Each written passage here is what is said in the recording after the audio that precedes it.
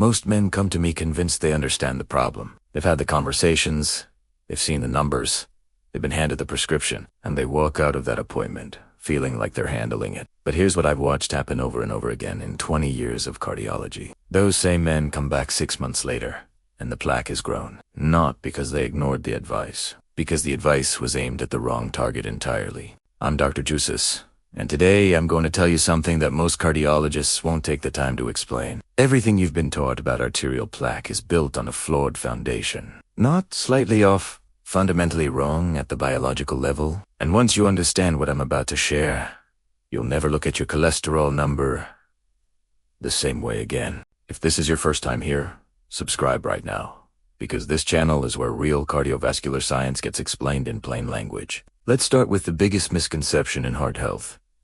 Plaque is not fat clogging a pipe. I know that's the image you've been given, grease building up inside a drain. It's a satisfying story. It's also almost entirely misleading. What's actually happening inside your arteries is an immune response. Your body is not being reckless. It's trying to protect you. And that distinction changes everything about how we solve the problem. Your artery has an inner lining called the endothelium. One single cell thick. When that lining becomes inflamed and irritated, your immune system sends white blood cells, called macrophages, to handle the damage. Normally, they clean up and leave. But if the LDL cholesterol circulating in your blood has been oxidized, chemically damaged, those macrophages consume it compulsively. They eat far beyond their capacity until they become what researchers call foam cells, bloated, dysfunctional, completely unable to do their original job. They get stuck inside the arterial wall, they recruit more inflammation, they trigger inflammatory chemicals called cytokines. And over time that are then calcified, inflamed mass embedded inside your artery wall. That is plaque, not fat in a pipe. An immune catastrophe unfolding in slow motion over decades. Here's the number I want you to remember. The oxidation of LDL cholesterol is the rate-limiting step in this entire process. Without oxidation, the cascade largely doesn't happen. Macrophages pass right by healthy LDL. They only consume the damaged version, which means the question was never how much cholesterol you have. The question was always, how oxidized is your cholesterol? And why is your arterial lining inflamed to begin with? Now let me tell you where that oxidation is coming from, because the sources are sitting in your kitchen and your bathroom right now. The first is refined seed oils. Sunflower, corn, soybean, canola. These are polyunsaturated fats that are chemically unstable by nature. When you heat them, and you heat them every single time you cook, they oxidize. Those oxidized lipids enter your bloodstream and directly damage your LDL particles, setting off the exact chain I just described. That bottle of vegetable oil next to your stove is not a neutral cooking medium. It is an oxidation delivery system, and it's inside virtually every restaurant and processed food on the market. The second trigger surprises nearly every patient I tell this to: the low-fat diet itself. For decades of avoiding fat has led most men to cut saturated fat, avoid red meat, and replace those calories with carbohydrates and processed low-fat products. Here's what that actually does to your blood. It drops your HDL, your so-called good cholesterol. But HDL isn't just a passive number. HDL actively patrols your bloodstream, picks up damaged LDL before macrophages can consume it, and physically transports cholesterol away from your arterial walls, back to your liver. That process is called reverse cholesterol transport, and it is one of your body's primary defenses against plaque. When you chronically lower fat intake, the defense system weakens.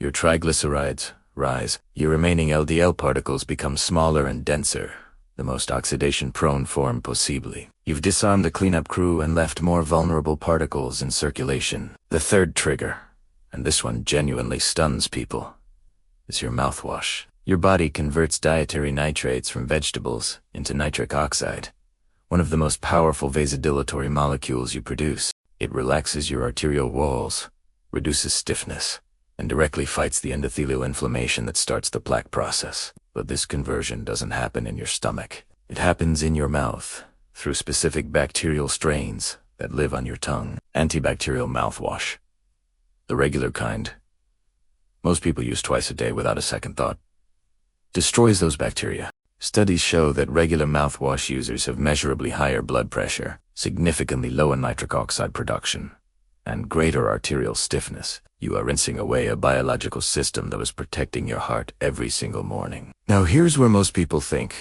okay, I'll just stop all of that, and I'll be fine. But it's not that simple. Because once foam cells accumulate inside your arterial walls, they become biologically trapped. The mechanism that allows cells to eject stored cholesterol, a protein called ABCA1, gets progressively shut down inside foam cells. The exit door gets bricked up from the inside. Calcium begins binding to the plaque, hardening it layer by layer. The protein responsible for preventing this, called MGP, or matrix GLA protein, requires a specific nutritional cofactor to function. Without it, MGP stays inactive, and calcium keeps depositing year after year. So even if you eliminate every source of oxidative stress starting today, the existing plaque has its own defensive biology working against you. This is what I call the biological deadlock. And the standard toolkit, lower fat, take a statin. Exercise more has no mechanism to break it. What breaks it is a precise, daily nutritional protocol. And I want to walk you through each component. Raw arugula and raw beets, eaten daily, are exceptionally high in dietary nitrates. When the oral bacteria, the ones you're now protecting by ditching the mouthwash, processing those nitrates, they produce nitric oxide. That nitric oxide relaxes your arterial walls, reduces endothelial inflammation, and improves your vessel's ability to expand and respond to blood flow. Clinical studies show that high nitrate vegetable intake can reduce systolic blood pressure by 8 to 10 points in people with arterial stiffness. That is not a marginal result. Next, high phenolic, extra virgin olive oil, not regular olive oil. Specifically oil with phenolic content above 250 milligrams per kilogram. The compound you're looking for is Oleocanthal, and it has been shown in peer-reviewed research to upregulate that ABCA1 transporter, the exact protein that gets shut down inside foam cells. It forces the exit door back open and allows foam cells to begin releasing stored cholesterol. You need 3 tablespoons daily, drizzled cold over your food, never heated. Quality tests. Taste a small amount from a spoon. If you feel a mild peppery burn at the back of your throat, the phenolic content is sufficient. No burn, wrong oil. Third, fresh pomegranate seeds. The active compounds, punocollagens, and elagitannins, are among the most potent documented inhibitors of LDL oxidation in the nutritional literature. They appear to coat LDL particles directly, shielding them from oxidative damage before the cascade even begins. Research has shown up to a 30% reduction in LDL oxidative susceptibility with regular consumption. Fresh seeds only commercial juice processing degrades the active compounds significantly. And fourth, vitamin K2 in the MK7 form. This is the activator of MGP, the protein that clears calcium from arterial tissue and routes it to bone where it belongs. Without sufficient K2, MGP sits inactive and calcification continues unchecked. The best food sources are natto and Gouda cheese. 45 to 90 micrograms daily is what you need for consistent MGP activation. Consistency is everything here. These mechanisms require daily, uninterrupted signaling to produce lasting structural change. Nitric oxide is metabolized within minutes. Oleocanthal's effect on ABCA1 is transient. 5 days on, 2 days off does not produce 70% of the benefit, it produces a fraction of it. I want to know, has your doctor ever ordered an oxidized LDL panel or advanced lipid particle analysis? Most haven't. Drop your answer in the comments right now, because that conversation is exactly where we're going next. And if this video changed how you understand your own cardiovascular biology, subscribe, because of what I cover in the next video about coronary. Artery calcium scoring will give you the tool to actually measure whether any of this is working inside your own arteries.